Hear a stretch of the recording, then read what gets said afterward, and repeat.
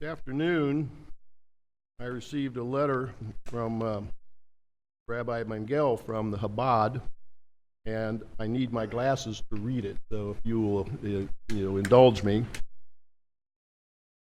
It's to the Honorable William Duncan. I am writing to let you know that I am a proud resident of Oakwood, and that I am proud of the progress that Oakwood has made in welcoming minorities to its community. When I first came to Dayton, we decided to locate to the south suburbs, even though the majority of the Jewish community and most of its institutions were in the north. I was well aware of the history that Oakwood had regarding Jews buying homes or living in its neighborhood. Therefore, we didn't know what to expect, and when we decided to move here and to establish the Chabad of Greater Dayton, a Jewish institution in the center of Oakwood. As I got to know more and more of our neighbors, residents, and the city government and management, especially Norbert Klopsch, it became clear to me that Oakwood was a great place to be for our community and for us personally. Whether it was the zoning board's accommodation of Chabad's needs for parking, the cooperation of Captain Mike Jones of the police to work with us in facilitating safety at special events, or the helpfulness of the Oakwood schools, our life here has been wonderful. I remember the powerful emotions so many members of the Dayton community felt when Mayor Judy Cook joined us in her official capacity that night as we dedicated our new center and participated in our giant public menorah lighting ceremony. She acknowledged the intolerant past and embraced the new Oakwood that welcomed and celebrated the public beacon of Jewishness in its midst. People greet us regularly as we walk the sidewalks. My wife and I and our children made acquaintances easily sitting and chatting in the city's parks. The feeling has been warm and welcoming for us from the start. I am not so foolish to think that this or any other community is perfect. Show me a utopia, I will move there. But I know for a fact that my experiences have been consistently positive. Political leaders have been responsive, administrators have been encouraging and cooperative. First responders have always been courteous and friendly. When we had smoke in our garage, for instance, the fire crew was helpful and stayed until everything had been set right and make sure that we don't need to worry anymore.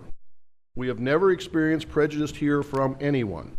Quite to the contrary, Oakwood is a place we are proud to call home. Again, Rabbi Mengel. And now, for the reason I think you're all here, and I will need to keep my glasses on. On September 30, 2019, the City of Oakwood received a 5-page report entitled, "Who Gets Stopped in Oakwood? The Racial Divide." The report was prepared by Advocates for Basic Legal Equality Incorporated, ABLE. The authors are Ellis Jacobs, senior attorney with ABLE, and Dr. Martha Hurley, PhD, University of Dayton professor and director of criminal justice studies. The report is attached as Exhibit A. Exhibit B attached hereto is a statement read aloud and into the record by Mayor William Duncan at the October 7, 2019 Oakwood City Council meeting.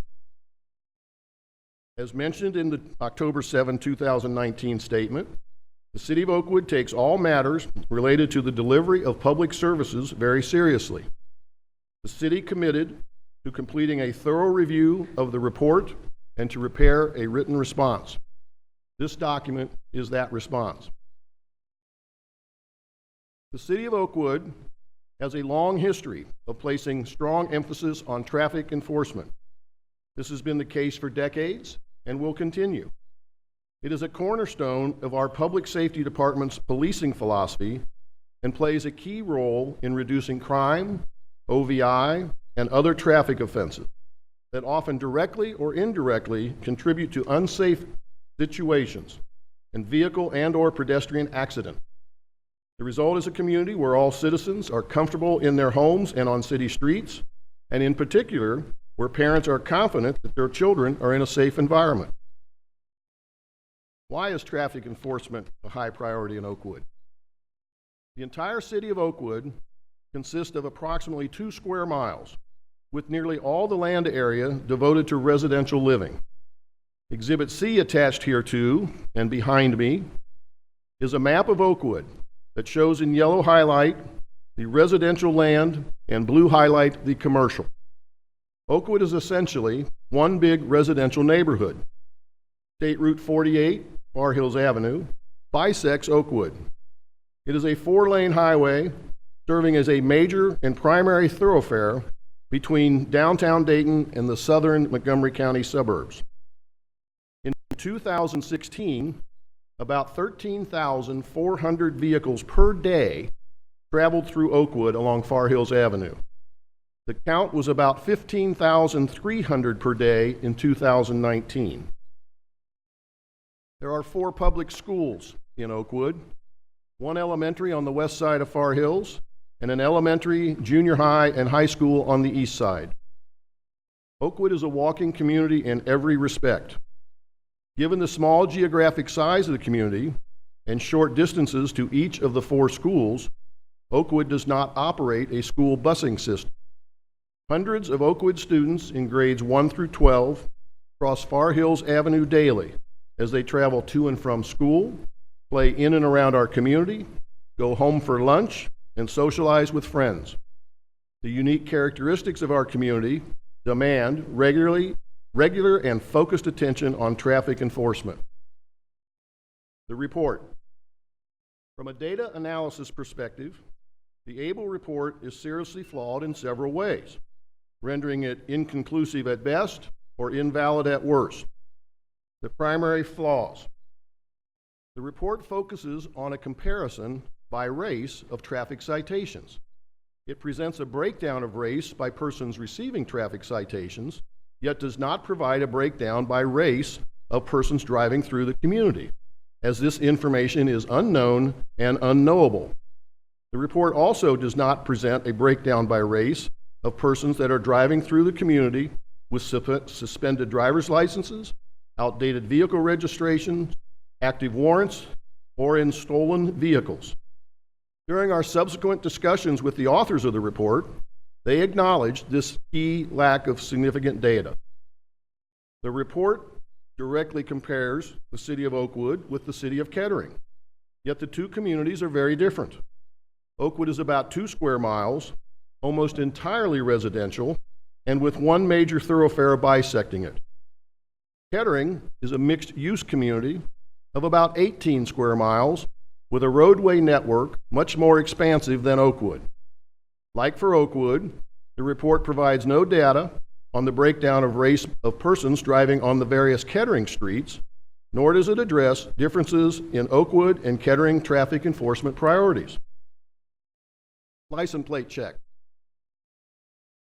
An important tool used by the Oakwood Public Safety Department and by police departments throughout Ohio and nationwide is license plate checks, whether officer initiated or via automatic license plate readers.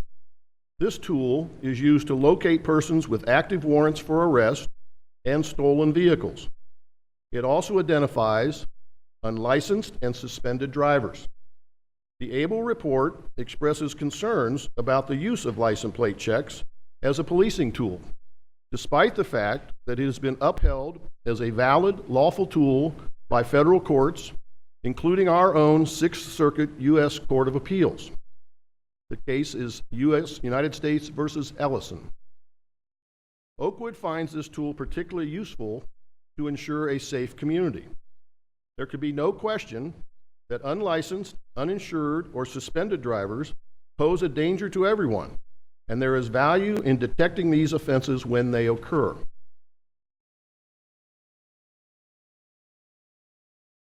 From January 1, 2016 through October 28, 2019, the Oakwood Public Safety Department made 152 warrant arrests. These arrests originated from a variety of scenarios, including investigation of suspicious persons, dispatch calls for service, routine field interviews, other local agencies locating a subject on an Oakwood warrant, and traffic stops. Of the 152 arrests, 34 were a direct result of random license plate checks. Nearly 1/4 of the persons with arrest warrants were found via random license plate check. It is also important to note that when running license plate checks, officers must obtain additional information before they have sufficient probable cause to make a traffic stop for any reason other than an outstanding warrant. When a plate check identifies a licensing issue, it only indicates that the vehicle's registered owner has an outstanding licensing issue. The officer must confirm that the person driving matches the description of the registered owner, and this must occur before initiating that traffic stop. Although license plate checks are an important and valuable policing tool, they are only one small part of the Oakwood traffic enforcement program. In 2016, the year that was analyzed by ABLE, the Oakwood Public Safety Department made 392 traffic stops through the use of random license plate checks, stops that resulted in the operator receiving a traffic citation or a suspended driver's license or driving without a license. Of those 392 stops, 143 involved black drivers. During that same year, the Oakwood Safety Department conducted 4,302 traffic stops. Of these traffic stops, 2,216, or 52%, resulted only in a warning to the driver. The legal, lawful, and standard practice of conducting license plate checks accounts for only about 9% of our total enforcement activity, and just 3% of our total enforcement activity involved license plate checks of black drivers. The two streets where license plate checks are most often conducted are Far Hills Avenue and Schroyer Road. The daily vehicle traffic on these two streets is about 29,000 cars per day, or 10.6 million vehicles annually. The Oakwood Municipal Court. Oakwood has its own municipal court and employs a city prosecutor. The prosecutor and court operate in compliance with all state laws, and the court is recognized as well-run and fair to all. There is no evidence to suggest that persons of any race or ethnicity are treated differently in the Oakwood Municipal Court. The Oakwood Municipal Court operates a driver's license intervention program to assist those who are cited for driving while unlicensed or under suspension. Through this program, many participants have been successful in resolving outstanding suspensions, forfeitures, and warrant blocks, earning substantial charge reductions and exiting the program with a valid driver's license and automobile insurance. Perception of Oakwood. Some people perceive Oakwood as unwelcoming to minorities. This is an image assigned decades ago, but it is not an accurate description of our community today. Oakwood has become more diverse over the past decade or two, and we believe that this positive trend will continue. Actions the city will take. The ABLE report recommended that Oakwood commission an independent study of its current traffic stop data and adopt policies and provide training to ensure that all people driving in Oakwood are treated fairly and without discrimination. In subsequent meetings with city staff, the ABLE authors also requested that the Oakwood Public Safety Department discontinue the use of random license plate check. The city will not commission an independent study because an independent study would not change the fact that the ABLE report cannot be interpreted meaningfully without additional data that is both unknown and unknowable. In the delivery of public service, the city continuously looks for opportunities to improve. Notwithstanding that the ABLE report is inconclusive at best or invalid at worst, the city will take the following actions. We will continue to regularly review and update as necessary our existing anti-bias policies to reflect law enforcement best practices. A copy of our existing policy, which has been in place since 2012, is attached hereto as Exhibit D. 2, we will continue our training of Oakwood public safety officers and command staff on matters related to cultural diversity, implicit and explicit bias, and related topics, consistent with recognized law enforcement best practices. Our current training, which has also been in place since 2012, is effective and equals or exceeds training provided by other local jurisdictions. We will evaluate post-training impact assessment programs to determine if they add value to our training and provide measurable and meaningful benefit. 3, we will continue our policies and procedures related to the conduct of lawful license plate checks. 4, we will continue to openly support the positive values of diversity in our community and encourage like support by all of our citizens. And 5, we will continue to support our public safety department and its outstanding professionals to ensure that they enforce our traffic laws and keep our community safe.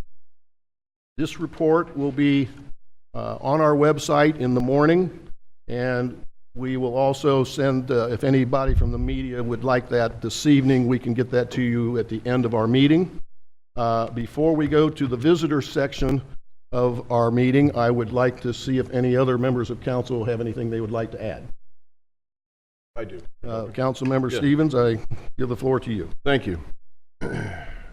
As the Oakwood City Council Committee Chair for Safety and Traffic, I feel the responsibility to remark on this issue.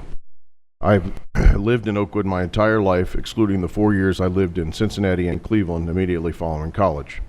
I know we all have opinions as to why this is such a special community, but there is one consistent factor that I'm sure everyone can not only agree on, but also value as number one for all of our citizens, and that's public safety. We are very fortunate that we live in a community that is only 2.2 square miles because it allows for our special cross-trained safety department. Due to our small size, we can maintain this department and receive the benefit. Our officers can be at any home or business in an extremely short amount of time. They can go into a home with a small kitchen fire and put it out immediately. They can react to a person having a health crisis and start medical response on the spot. And they can arrive at a home or business in need of immediately address any policing matter that is required. We are fortunate to not have much, quote, active crime in Oakwood, and that is due to our ability to police our streets and neighborhoods on a regular basis. We are able to devote the time and resources to police our streets and neighborhoods on a regular basis, in part because we do not have much, quote, active crime in Oakwood. The reason we make traffic enforcement a high priority in our city is simple. It leads to a safe community, and we are fortunate that we can dedicate the personnel to this important task. We are a walking community. Not just our students, but our citizens love to walk and jog our beautiful streets. We are a major thoroughfare between the largest city in the Miami Valley and our south suburbs. And most importantly, we view traffic enforcement as a positive way to police our city. I find random license plate checks as a proactive way to prevent crime. My guess is that some people in this room tonight have had their plates run as they were driving in our city, and they were not pulled over. That is for one simple reason. They were not breaking the law. It's very simple. If you don't break the law, you won't be pulled over. I find the comments that we may be pulling over one race more than another to be invalid. We most certainly don't restrict anyone from driving in or through our town, buying a home in our town, or having a business in our town. We welcome all. We welcome everyone to use our streets, and we simply ask that you obey the law. That goes for visitors and residents, for all people.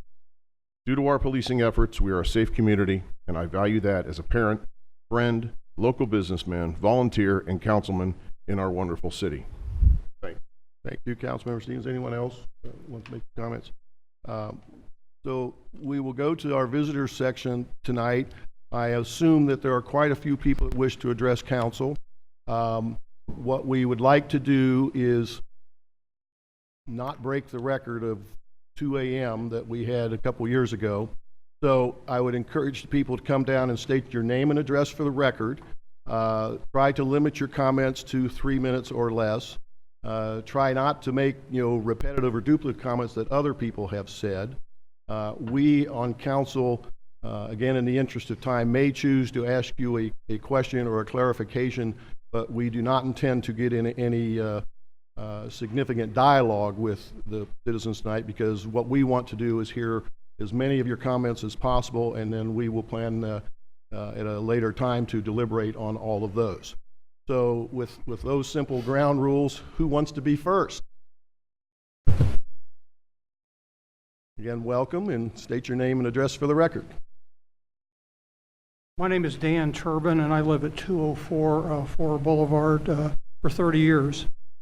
The recent newspaper articles regarding the purported discriminatory practices of the Oakwood Police Department have been unsettling and, in my opinion, do not represent the Oakwood that I know. In the 30 years that I have lived in Oakwood, I have never experienced or even seen a vestige of discrimination. One of the adjectives used to describe Oakwood in a recent Dayton Daily News article was a chilly climate toward people of color. What I've experienced is a warm, giving, and accepting community. Oakwood, in my opinion, has always worked to make people welcome. I want neighbors who maintain their property and obey the laws regardless of their skin color. I've lived through the 50s, the 60s, the 70s, and I served in the U.S. Air Force 12 years after President Truman desegregated the military. I witnessed discrimination firsthand and have never seen or heard anything than full acceptance of all minority groups in Oakwood. We're fortunate to have an outstanding group of law enforcement professionals in our safety department. I want a safety department staffed by the best law enforcement professionals, regardless of race or gender. Oakwood's policy is to hire the best law enforcement professionals, regardless of gender and race, and I hope that continues. Citizen of Oakwood, I want a safety department that aggressively enforces traffic laws, and I hope that also continues.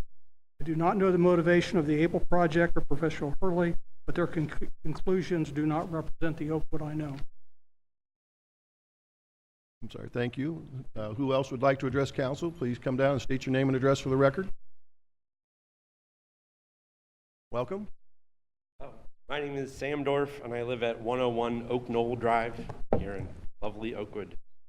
And I was really struck by the agenda of today's city council meeting because I think it represents the best of our public safety officers, who I think everyone in this room can say are fantastic and do a wonderful job keeping our city safe and keeping our citizens. And I want to make sure that our public safety officers and their leadership know that we are greatly appreciative for all the work that they do in our city. So, first, a thank you. That said, because of course there's a that said, right? I think there are some issues with the policy, and I disagree with your reading of the ABLE report. I think the policies really can be changed, and I think they will have positive impacts on the city, not just in the ways in which the public safety officers engage with citizens, as well as guests driving through the city, but also about the perception of the city and the perception of Oakwood in the greater Miami Valley. I also am struck by Rabbi Mengel's note about, he said that it's a new Oakwood. And you also made reference to the discriminatory practices of the city in the past. But I think it's also important to recognize that it is a new Oakwood, right? Changes are happening, but we're still young in this sort of, in this new Oakwood world, and I think this is an opportunity, right? One of the things that you said you'll continue to do is seek input to continue these policies, but I think this is time, it's an excellent time for City Council to not just seek input, but to put together perhaps a task force or a citizens group of people that are interested in issues of diversity, equity, and inclusion in the city. Not just in terms of traffic enforcement, but in other areas of the city. And I hope that City Council would welcome the construction of a task force that would report to City Council on a regular basis about issues of diversity, equity, I'm sure some of my other colleagues can talk about a little bit more, we have sociologists who can talk a little bit more about the details and the methods of this study and other ways in which we can assess issues of racial disparity and racial discrimination across our city. And I think that there are other metrics than the ones that you put out, but I'll let that. Thank you. Thank you, sir. Who else would like to address council? Come on down and state your name and address for the record, and welcome. Thanks. Grant Neely, 123 Oak Knoll. I'm sorry, I didn't hear you. Grant Neely, 123 Oak Knoll Drive. Welcome. I would ask you, and quickly missed Abe Abel's report of a statistical methodological point, but you also then went on to repeatedly talk about random license plate checks. There's no way they can be random. There has to be a system in place. Unless you're going to stop all cars at once, take a survey of the entire roadway, and select out at random a license plate check. Those aren't random stops. Those are stops or runs of the license plates that are done through some type of a policy. And I think that that is at the heart of all of the methods that were done here. Is the study as it was done was to check the available data that they had, which admittedly is incomplete. But for you to say random license plate checks, it's not random because there is a system in place. I think what the observation of a casual observer who would drive through Oakwood on Far Hills would notice a preponderance of those pulled over are African American drivers. So I would say let's not talk about randomness because it's not random. The police have a certain system by which they run license plate checks. They don't run everyone, but there is a policy in place where they are running those. I think part of our question is what is that policy by which they are choosing to run those license checks? Because it's not random, not the correct term to use. There is a system in place. Thank you.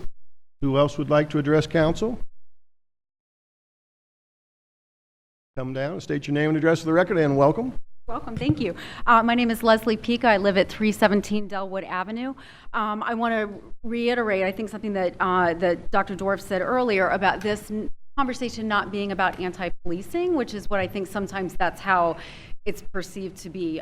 So many of us certainly are very supportive and express deep gratitude. This really, I would like to look a little bit more at the comment that you said about the perception problem, and you said that that wasn't true.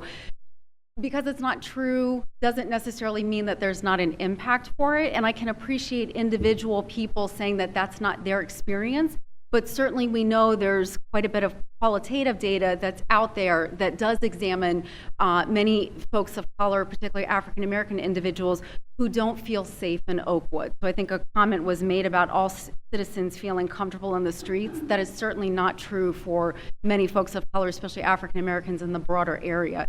And this is something that hurts all of us in Oakwood, not just simply folks of color, but there certainly is a perception problem. I'll just speak, I work at the University of Dayton, in which on the UD campus, Oakwood is seen by many individuals as being a racist community. That's not the kind of community that I necessarily want to work in. And again, this has nothing to do with public safety as much as those broader structural issues. I would encourage us to think not even so much about anti-bias training, but reframing it as an inclusive training, and perhaps not necessarily just for public safety, but also potentially for city council as well. Thank you. Thank you very much.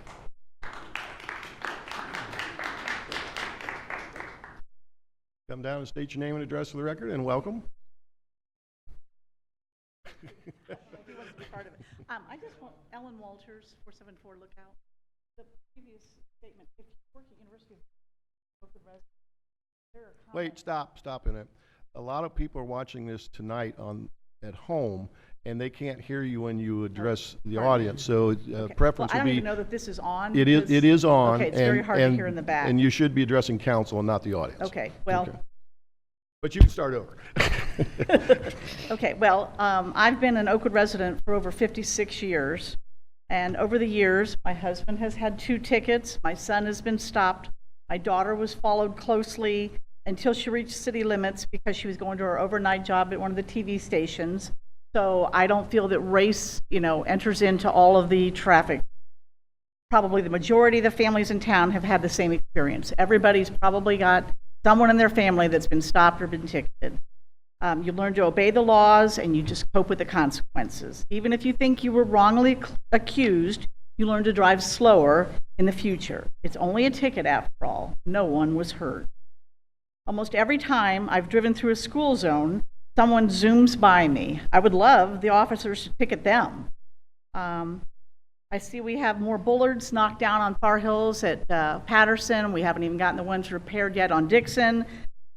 You know, someone is driving poorly, crashing into things. This is a walking community. Children could have been behind those bullards when they were crashed into. One of our children went to Miami, and I take the 725 back roads down to Oxford. 50 years ago, when I was looking at Oxford, I knew that Trenton was a town that was a speed trap. You slowed down before you approached that town. You went slower than the speed limit as you drove through it. Oakwood should be treated the same way. You know that we have a reputation as strict on traffic laws. Heed the speed limit. We're a walking, biking, jogging community, and following the traffic laws is imperative. As you drive through the state of Ohio down I-75, you learn to know that there are certain speed trap areas there. You plan your trip accordingly. You drive accordingly. And before you move here, you knew about the open traffic laws. It's a long-standing reputation. I don't feel that the diversity issue is a reputation here, and if the University of Dayton professors live here and they feel that the diversity issue is a problem, they should, as Oakwood residents, feel it imperative upon them to try to set the record straight with the students at UD that have that bad feeling. The public safety officers exist solely to protect the citizens here in Oakwood. If you are violating our laws, endangering our citizens, then you are in the wrong. Please abide by the rules or take Dixie Drive or Wilmington Pike. Our officers do an excellent job with policing, EMS and fire. We value them all dearly, and we're willing to pay more in our taxes to have such a superior public safety department. Thank you to our officer. Thank you. You need to state your name and address for the record as I well. will. Okay, my name is Steve Walters. Steve? Steve Walters. Walters. And I live at 474 Lookout Ridge. I just want to say, I didn't know what to expect coming to the meeting. I'm gratified with the, and concur with the results that you guys have reached, and feel good about that. As my wife Ellen mentioned, we've been members of the community for more than 50 years. And I've had a number of interactions with the Oakwood Police. My first interaction with the Oakwood Police was when I was in high school at Oakwood with my girlfriend, now wife, and we won a raffle ahead of the Beachcombers Ball our junior year, and the raffle got us a ride to the ball and from the ball by the chief of police of Oakwood, and so that was my first real kind of interaction with the police. There have been a couple of times where I've ended up calling 911. The first time, my wife and I heard a crashing sound in our basement, and we looked at each other, didn't know what that could be or might be. We ran outside to our next door neighbor. This was in the time before cell phones. We went to their house and called 911. In less than 30 seconds, an Oakwood police car pulled up, and two police officers got out with shotguns and went through the house. And it turns out that our cat had somehow gotten down into the basement and had knocked the ironing board over. So, but we really appreciated the almost instantaneous response. The other time that I called 911, I did so inadvertently. We had installed an alarm system in the house, and I accidentally set it off, and the dialer dialed, and before I could stop it, it had contacted the police. And so I picked up the phone and called the police back and said, look, there's no need to come.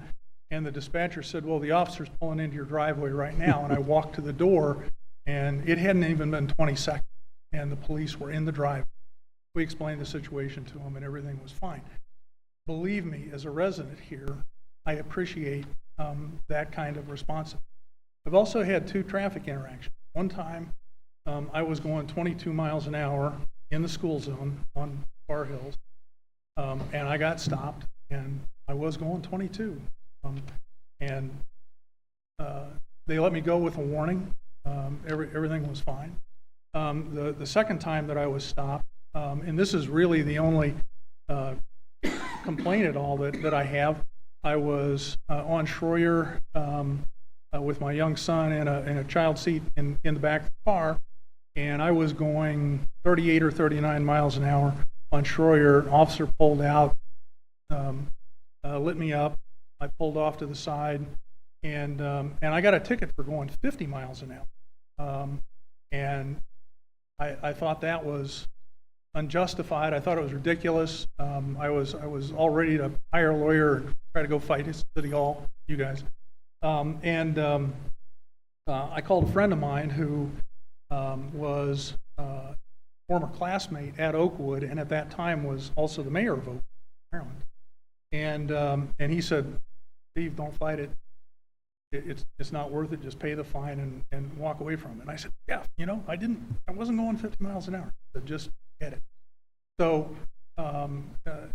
again, I think that I'm overall in the grand balance of things, I'm extremely happy with the service provided by our public safety department, and I'm happy that they have strict enforcement of the traffic laws here. And I think that's one of the sort of the values of the community, and I want to make sure that we maintain that. Very good. Thanks Thank very you much. for your comments. If people tell our court that they know this current mayor, I tell them the fine is double. So that's a joke. Who else wants to address council? Come down and welcome. State your name and address for the record. Good evening. I'm John Ennis. I live on Wisteria Drive, Oakwood. I'm a newcomer here. I was in the Air Force and lived all over the place, so I don't know. People talk about history. All I know is that today, this is a very nice city. I've lived lots of places. And this is a gem of a city that is a surprise to a lot of people. You can go all over and look for a nice place to live. I came from Boston suburb. We thought we were going to find a nice little utopia in the Boston suburbs. We actually found it right here in Oakwood. Fantastic city. And one of the reasons it's a nice city is because it's safe. Oakwood's small. All the areas around Oakwood have a higher crime rate. That's not by chance. That's because we have good police enforcement. We have good police who enforce the law, and we enforce traffic laws, which deters bigger crimes. The ABLE study makes some correlative observation. And correlation doesn't equal causation. Everyone should know that. Without knowing a lot of these facts, like the underlying crime rates of the traffic going through Oakwood, the underlying crime rates of the different distributions that ABLE wants to look at, you don't know if you're just simply measuring what really exists or you're measuring bias. And they make no attempt to figure out the difference. And I think it's a little bit unsettling that people are so willing to accept an accusation of bias. That's offensive unless you have strong data to support it. That's a serious accusation. And to just throw it out there based upon a correlation on what you measure is inadequate. If ABLE wants to make a meaningful correlation, they need to have those offense rates. They need to make an attempt to get that data. They don't make any attempt to do that. Without demonstrating enforcement out of proportion to the offense rates, which is key to ABLE's argument they're trying to make, then you can't draw any conclusion. You may be observing something that exists in society. You may be observing something that exists in the traffic going down Far Hills. So besides potentially being offensive, how else is ABLE's report harmful? There's a well-known police theory called broken window policing. For example, when someone goes into an area where there's widespread graffiti, I don't know about you, but that makes me nervous. It's not the graffiti that's dangerous. It's the underlying lawlessness that it represents. Aggressive policing of small crimes helps prevent the bigger crimes from happening. Individuals who are anti-police or anti-enforcement for their political reasons will attack this kind of policing from many angles. I recently read in the news about a drug enforcement raid in Oakwood on Far Hills next to the elementary school. Aggressive traffic enforcement increases the likelihood that persons involved in the drug trade will come in contact with law enforcement.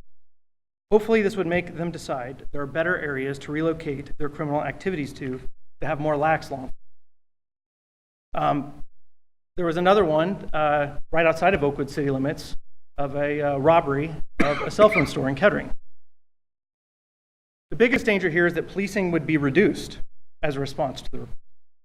Increased crime rate occurs in the area, leading to lower property values, lower tax revenue, and a vicious cycle. This has happened to other cities. I request that the City Council considers a response to the Able letter, not reducing police enforcement, but increasing police enforcement, with the addition of red light and speed enforcement cameras on the major thoroughfare.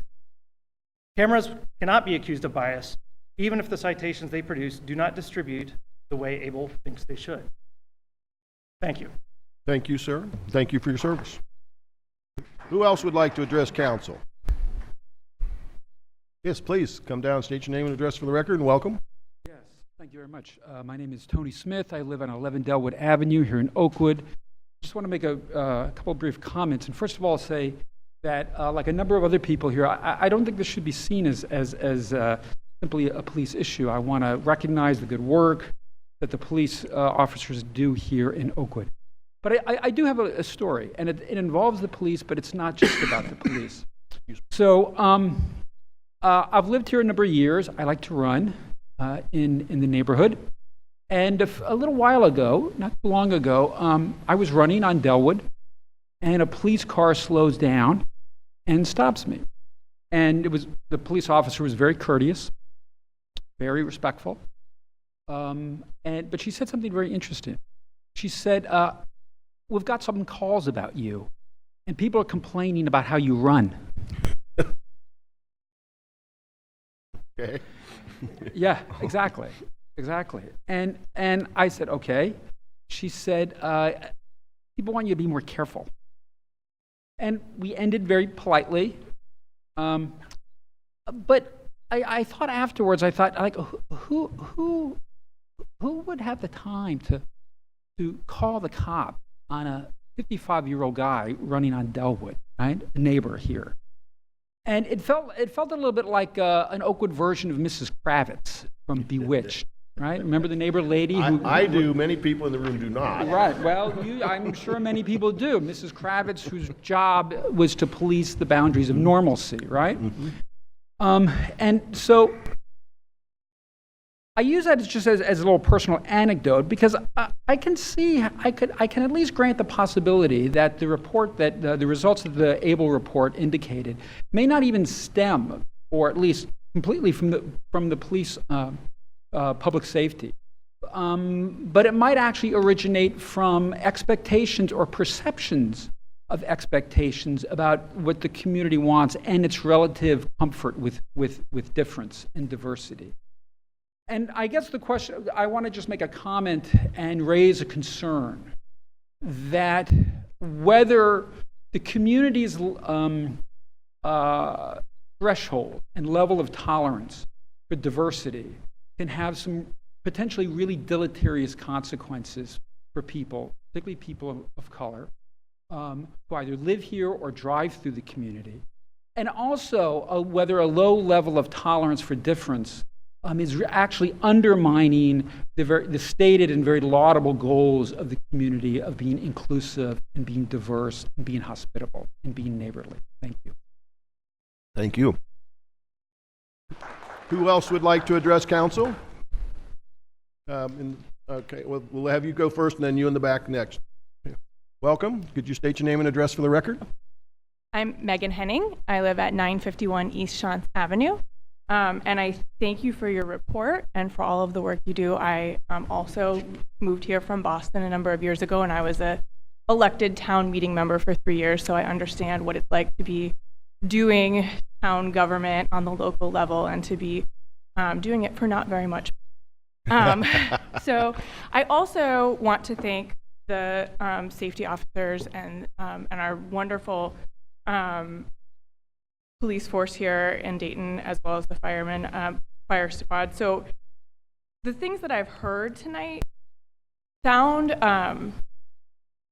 well, first of all, when I was standing in the back of the room and someone who made comments earlier walked out and said, oh, this is going to be a firing squad here tonight, one of the police officers. And then a number of people have made comments that sound defensive, and even maybe edging on angry. I want to be clear that the interest in diversifying Oakwood is not about an anti-police sentiment, and nor is it true that the assertion that bias among any subset of society is offensive. Studies demonstrate that bias is something that's common to all of us, myself included. I have biases that I am sometimes not aware of, and they impact my decision making, and I don't find that offensive. I find that to be reality. I think that it's helpful when I am given the opportunity to reflect on those things, to think about that. And I want to continue to live in a community where people are interested in making that community better. That's one of the things that I love about Oakwood, that the citizens take great ownership of the town and the space that we live in. And so I don't see the ABLE study or the interest of many of the citizens who've already spoken this evening in focusing on diversity in our community to be anti-Oakwood or anti-police. I myself am a person who loves living in Oakwood, and I care deeply about making this community the best that it for myself, for my children, and for hopefully the rest of the community as well. And so I guess what I would like to see is for council to continue to take seriously the things that are said and to not approach this conversation in a spirit of defensiveness, because I don't think that that will lead to us working together as a community to create change. I think that that will stymie the conversation. Thank you very much. In the back. State your name and address for the record, and welcome.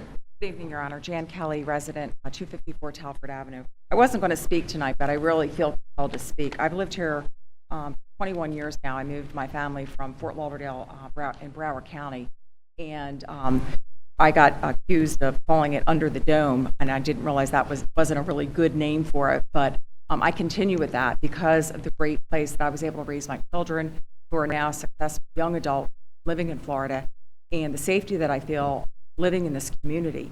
And for able to just throw a bunch of accusations up, hope some of the mud sticks to the wall, is really irresponsible on their part. And I defend what you do, I defend our community, and I am offended that these accusations would be made against us, not only as a community, but as each individual. That's all I want to say, and I thank you for and the good stewardship that this council and the mayor has done throughout the years that I've lived. Well, thank you. You're welcome. Who else would like to address council? Please come state your name and address for the record, and welcome. Thank you, Mayor Duncan and council. Tim Benford, 28 years. I know you. 1 Greenmount Boulevard, that's right. Well, firstly, I'd like to just report my law enforcement story. 28 years ago, first week on Greenmount Boulevard, with 2 children in the back, drove down Greenmount Boulevard west to Far Hills, turned right down the wrong lane. First vehicle I came across was an Oakwood police vehicle, and I was stopped, treated very well indeed. But yeah, very embarrassing. My children didn't talk to me for a week. Just wanted to read briefly an email that I sent the council on the 4th of November, and then just ask what your thoughts are. With respect to the concerns about lack of diversity, racially unequal traffic stops, and the need to improve Oakwood's reputation as a place where everyone can feel comfortable to live, I think that if you don't have one, a diversity inclusion council is what is needed. It would have members from the city, safety department, the council, and the community. And in my view, such a council would help inoculate Oakwood from the criticism that it wasn't doing enough about this topic. With the representation and participation of all these interested groups, it would ensure that everyone felt that their concerns were being dealt with. It sounds as though you've got a lot of very powerful action items in the report, but it sounds quite internal, perhaps getting more of the community involved would help inoculate the council, the city, from this concern that there's racial inequality in the city. All right, thank you very much. Who else? Please come down and state your name and address to the record. Welcome.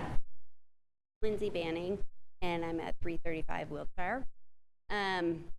I didn't necessarily want to be here, nor did I plan on speaking tonight.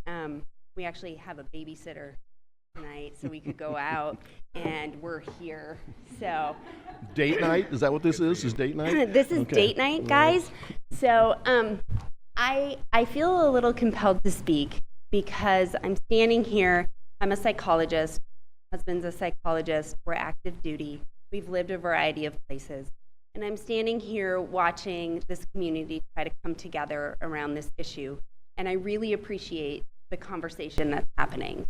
It excites me. It excites my kids. My kids are young. They're 7 and 11, and they are reading the newspaper. I apologize, I don't know which ones they are. There's 2 newspapers that come to our house, and they get so excited, and they read it, and they were super excited to see that race and equity was being addressed in the paper, right? And I know that it's probably not the spin that anybody wants to see, but they were excited about that because they have seen the way that we, in all honesty, the way that we fail in terms of race and equity in this community.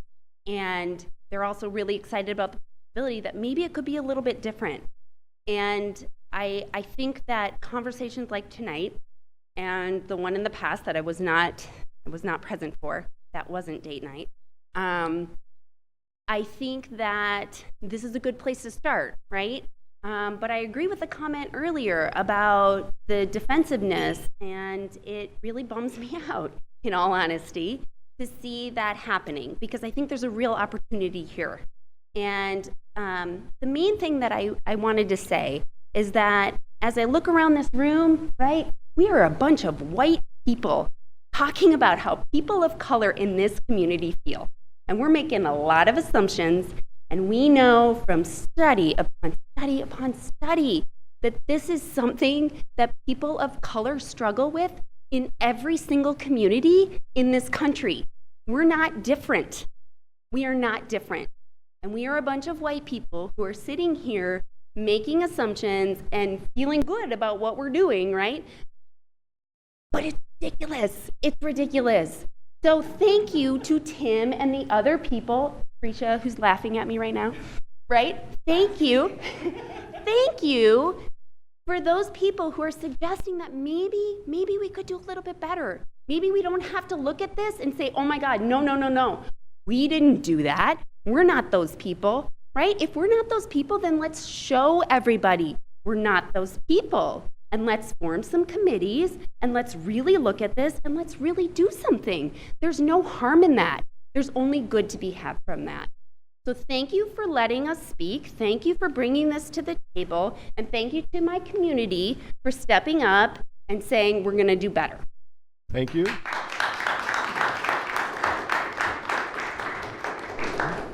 Thank you, Lindsay. My name is Krisha Orsello. I live at 37 Park Road. You probably don't recognize me because I just moved here not long ago. So I'm sorry I don't know the history of Oakwood. We too are a military family. Like many military families, we find ourselves, we look for the best school districts. That's what I was a former teacher for the Department of Defense. So my first and only criteria that I put towards every new move is where are the best schools, and we pick solely on that. So I love our Oakwood schools. I love our teachers. I love everything about that, and that's why we came. So I have to say, I appreciate you guys being willing, but I do have to say, what Lindsay said I thought was really striking, because it is a room full, and with all respect, all due respect, white people saying that they don't feel uncomfortable here. So what I would like to challenge you guys to do, and just be open to this, because I think every council needs to have this. Everybody needs it nowadays. And I was excited when we got here over all the wonderful opportunities that we have. I was not excited over the way that there was a lack of diversity in Oakwood. I'll be really honest. There are not a lot of Hispanic women here, just to start off, okay? And that is okay. But I want us to be able to open the door of what does it feel like to be a minority here, not from just a report, because I can't speak for the report. And also, I love our officers. I really do. I love that they come. I do. I love them. So I have to say, I love that I know that someone is on our streets all the time. When I walked my son to preschool and I would go down Far Hills, I loved that somebody was pulling down somebody who was going over 20 miles per hour. I would cheer them on, okay? That is not a problem here. Because when my husband was in the military and Obama reversed the don't ask, don't tell with the homosexuals, it had nothing to do with my husband being in the military. It had to do with the system that was broken. And what he did is he fixed something that was really broken. And so when we come to you guys, we are not saying our police officers are the problem. I do not feel that at all. What I feel is that there is a system in our country that we need to look at. And like Lindsay said and the others said, it's really simple. It doesn't have to be complicated. It doesn't have to be met with defense and with arguments, because nobody wants that. Nobody wants that in our lives. We have enough. We all have enough. What I want to be able to say is, yes, I live in a city of Oakwood where there are probably about 5 Hispanic women. I don't know how many there are of us. I don't know. You guys could tell me. But regardless, I live in a really small number of a minority group. But my city is open to diversity, and here's why. And I could list them all off. And I could say, yes, you'll get pulled over. I have people come to my house all the time from Kettering, and I warn them before they come in, you must slow down. And that is not a problem for me, because I want people to be stopped if they're going too fast. However, please let us try to come with a system that says, let's ask minorities how they feel, those of us that are law-abiding, those of us that live here and are invested in this place, even if it's just a short amount of time, we still have an experience. And you will find probably most of us will say we love it. But you also might find that some of us say, this is kind of, maybe we could change that. They're probably easy fixes, but knowing that we can be open to it is a world of difference. That's where it makes us different here. So I just ask you guys to just be aware that everyone who speaks may not have the same experience as the person of color. So not everyone can say that, but I want to represent, I am not African American, and I will not say I have their experience, but it is scary when you're pulled over and you don't know, did I do something, what's going on, it is very scary. So I just want us to form a committee. I don't care if I'm on it, but get some minorities on it, okay? Let's not make it a committee of a bunch of white people telling white people that they feel good. Let's do something different. Let's be better than the average city in America. Let's do more. Let's raise the bar. Let's show people that not only do we have an excellent police department, but we have an excellent city council that can do more and show people that we care. And that's it. Thank you. Thank you.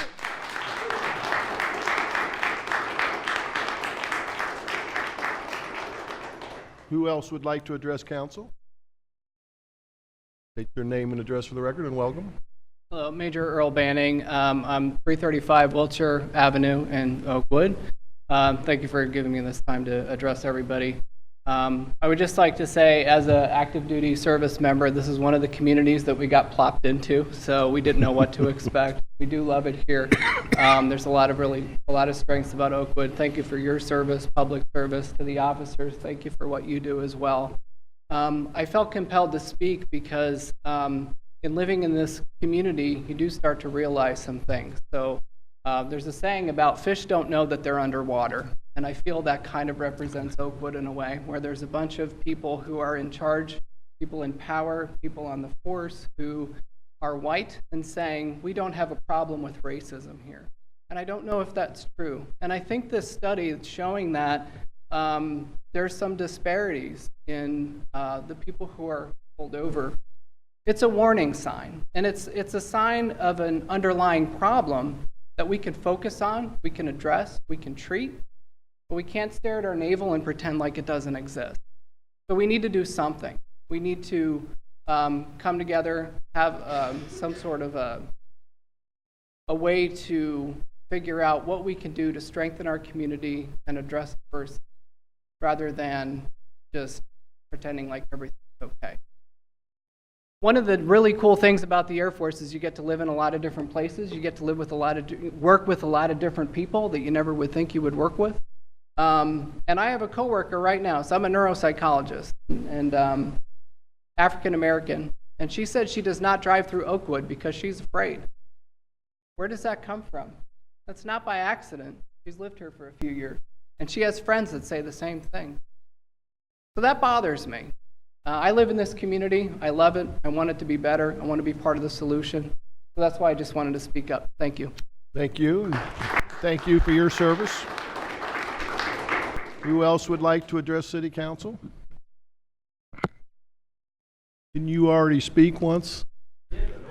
Is there anybody else that wants to speak? Yeah, we'll let you. We may let you go last. Okay. Right. Who else wants? Okay. Welcome. I'm Hilly Jackson, and I live at 118 Lonsdale. And with the ABLE report, the tragedy of the ABLE report is to me that it recreates or draws much attention to the perception that Oakwood is not open to people. So I can't dispute what the facts of the report as much as it creates conversations such as this, which I think is a good thing, but it also, the press here, it really perpetuates the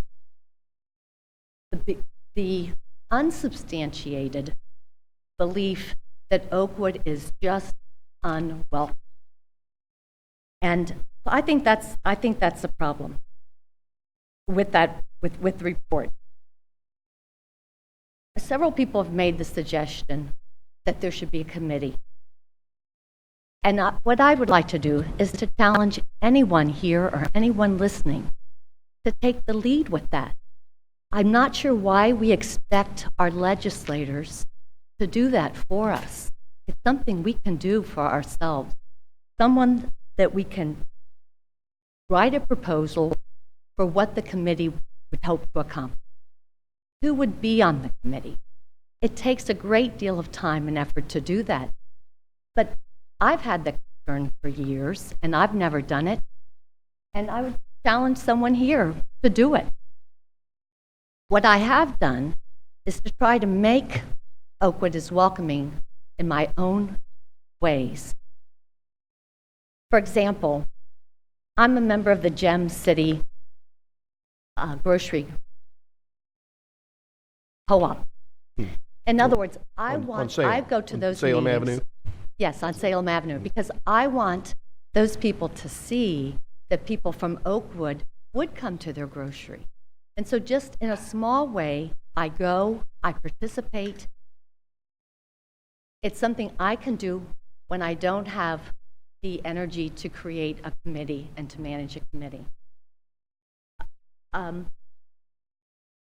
As individuals,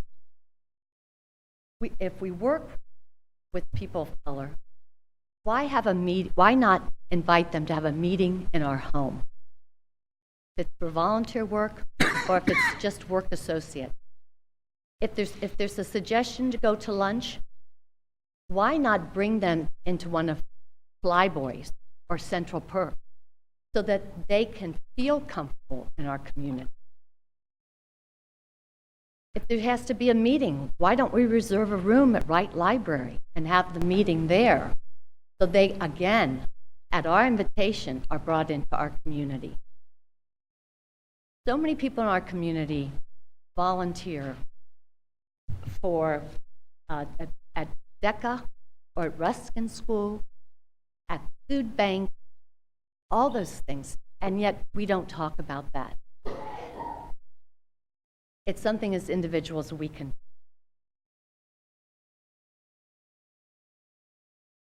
My point is that I think that too many of us are looking to our city leaders to do something for us rather than us coming to the table with a real proposal. So that's what I wanted to challenge. Thank you for your comments. Who else would like to address council? All right, if we give Sam the podium, we will be done with the visitor section. So speak now or forever hold your peace. Welcome back. I think the last comment, I think, is it's an excellent point, right? And I, you know, but it also is it behooves the city council to take the lead on this too, right? So I believe that there are a number of citizens in this room, outside this room, that would be eager to help, right? And I think it's also it's the responsibility of the city council to respond to us when we reach out to you.